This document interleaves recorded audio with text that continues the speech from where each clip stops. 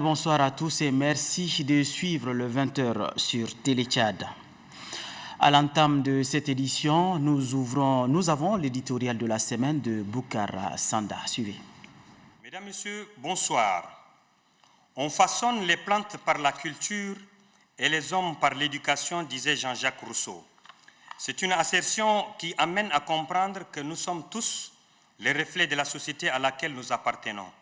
La violence en milieu scolaire et universitaire, qui refait surface ces derniers temps, nous donne les bonnes raisons de s'inquiéter et de tirer la sonnette d'alarme.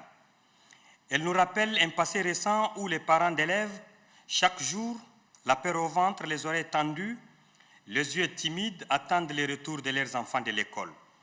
Admettons que les petites disputes, les petites querelles entre enfants, je voudrais dire les enfantillages ne manquent jamais dans les établissements d'enseignement parce qu'elles sont inhérentes à la vie en société.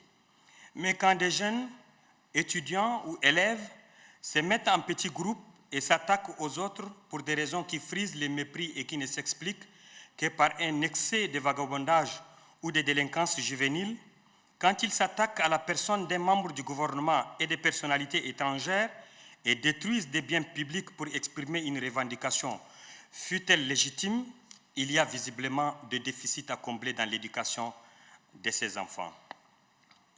Au-delà de sa personne, un ministre incarne l'autorité de la République. Il a la mission de mettre en musique la politique du gouvernement. Ce serait un défi magistral au Tchad et aux institutions de la République de s'attaquer à sa personne physique.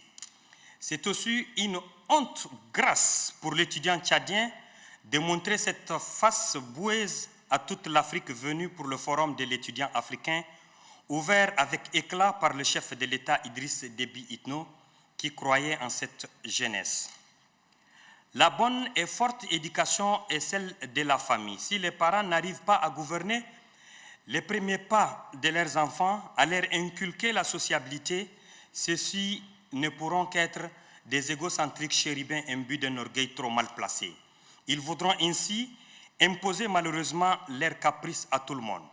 Vous comprendrez à quel point chaque parent est responsable du comportement de son enfant. C'est donc à lui que revient l'obligation première, avant celle de l'enseignant, de veiller au comportement de celui-ci. La culture de la paix, le respect de l'autre, le sens des relations humaines et l'humilité sont des vertus enseignées par la famille. Les enseignements reçus à l'école ne sont que des compléments qui soutiennent l'enfant face à la complexité de la vie, ouvrent son esprit et lui permettent de former son jugement. C'est ainsi qu'il comprendra, n'est-ce pas, que ce n'est pas en s'attaquant au cadre d'aujourd'hui qu'il deviendra le cadre de demain. Merci et à très bientôt.